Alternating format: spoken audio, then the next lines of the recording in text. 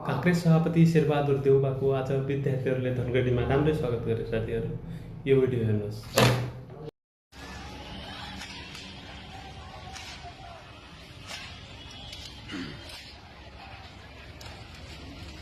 अब ठाउँ गाउँ बस्तीबाट यसरी नै सबै नेताहरूको स्वागत गर्ने तयारी गर्दैछन् साथीहरू, जनताहरू।